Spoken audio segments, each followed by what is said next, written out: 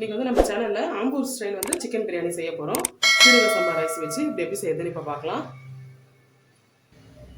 First அதுக்கு ஒரு 3 spoon நெய் சேர்த்துக்கலாம். இது கூடவே ஒரு குழிக்கரண்டி அளவு எண்ணெய் சேர்த்துக்கோங்க. இப்போ வந்து எண்ணெய் காய்ச்சதும் இதில் பார்த்தீங்கன்னா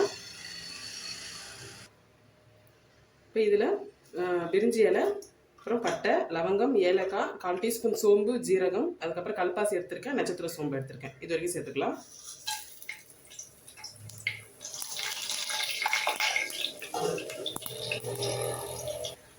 இப்போ இதில் மீடியம் சைஸ் வெங்காயம் வந்து பெரிய வெங்காயம் ஒரு 3 எடுத்திருக்கேன். அதனால நீல வாக்கில் கட் பண்ணி சேர்த்துக்கலாம்.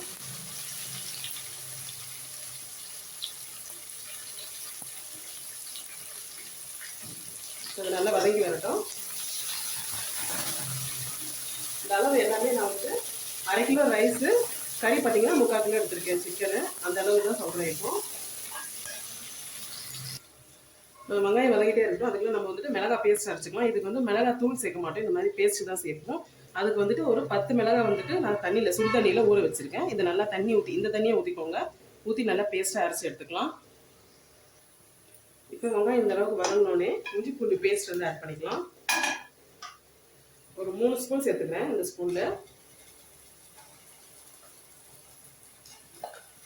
3 ஸ்பூன் இஞ்சி பூண்டு பேஸ்ட் சேர்த்து நல்லா இது கூட பச்சை வாசனை போகிற அளவுக்கு நல்லா வதக்கி எடுத்துக்கலாம்.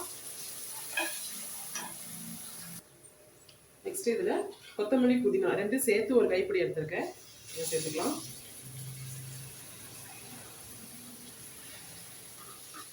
இதையும் நல்லா வதக்கிடலாம்.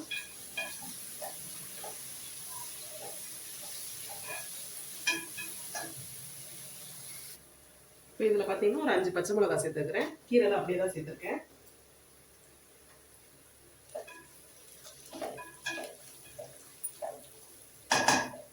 இப்போ இதில் நம்ம அரைச்சி வச்ச பேஸ்ட் இந்த மாதிரி அரைச்சாச்சு. நம்ம காஞ்ச மிளகா ஊற வச்சு அரைச்சி எடுத்து வச்சுருக்கோம். இதுலேருந்து ஒரு 2 ஸ்பூன் இப்போ சேர்த்துக்கிறேன். உங்களுக்கு காரம் பத்தாட்டி கூட நம்ம அப்புறம் பார்த்துக்கலாம். ஒரு 2 ஸ்பூன் உங்களுக்கு காரம் எவ்வளோ வேணுமோ அந்த அளவுக்கு சேர்த்து இது கூட நல்லா வதக்கிடுங்க.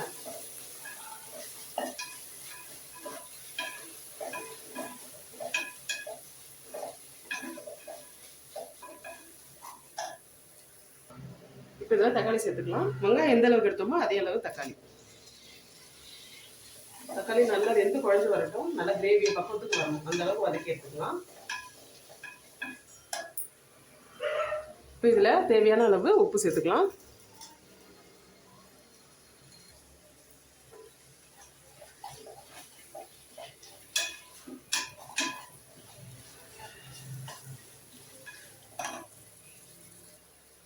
இப்போ இதில் கொஞ்சமாக மஞ்சள் தூள் சேர்த்துக்கலாம். சேர்த்து நல்லா கலந்துட்டு இப்போ சிக்கனை சேர்த்துக்கலாம். சிக்கனை நான் மஞ்சள் தூள் போட்டு நல்லா வாஷ் பண்ணி வச்சுருக்கேன், அதை சேர்த்துக்கிறேன். சரி, இந்த மசாலாவோட நல்லா கலந்து விட்டுங்க. இது வந்து 3/4 கிலோ சிக்கன் இது.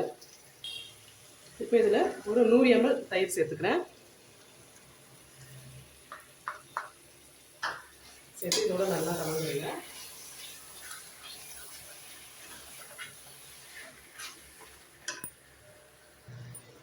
இந்த மாதிரி நல்லா கலந்தாச்சு பாருங்க. இப்போ தயிர் எல்லாம் ஊற்றிட்டு இது கூடவே லெமன் வந்துட்டு பாதி லெமன் சேர்த்துக்கிறேன்.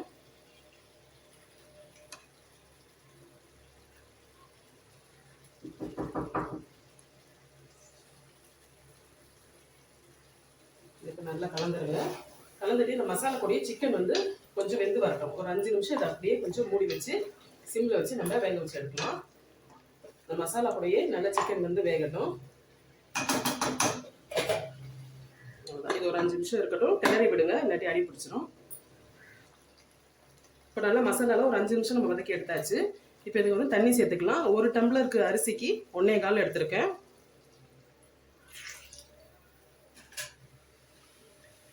நாளைக்கு 1/2 கிலோ ரைஸ் எடுத்திருக்கேன். அதுக்கான தண்ணி தான் நான் இப்போ சொல்கிறேன். இப்போ உப்பு காரம்லாம் கரெக்டாக இருக்கான்னு டேஸ்ட் செக் பண்ணிக்கோங்க. இப்போ அந்த தண்ணி வந்து கொதிக்கட்டும். இப்போ வந்து நல்லா கொதிக்குது பாருங்கள். இந்த டைமில் அரிசியை வந்து சேர்த்துக்கலாம். ஒரு 1/2 மணி நேரம் ஊற வச்சுருக்கேன் அரிசி. அதை வந்து சேர்த்துக்கலாம். போட்டுட்டு நல்லா மிக்ஸ் பண்ணிவிடுங்க.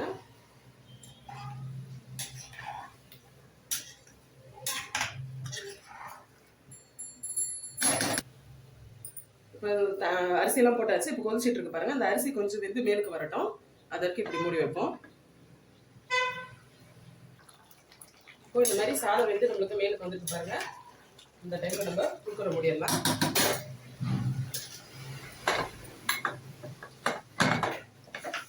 குக்கரை மூடிட்டு ஸ்டவ் வந்து சிம்ல வச்சிருங்க. விசில் வந்தாலும் வராட்டியும் ஒரு 15 நிமிஷம் அப்படியே வச்சு எடுத்துருங்க. எடுத்துட்டு உடனே நம்ம வந்து ப்ரெஷர் ரிலீஸ் பண்ண வேண்டாம். அதுக்கப்புறம் ஒரு 10 நிமிஷம் ரெஸ்ட் விட்டு அப்புறம் ஓப்பன் பண்ணலாம்.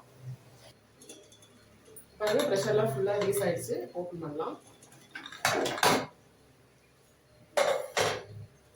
அவ்வளோதான். இது ஃபர்ஸ்ட் நம்மளுக்கு இந்த மாதிரி தான் இருக்கும். அப்புறம் உதிரி உதிரியா வந்துடும். சூப்பரா இருக்கு பாருங்க.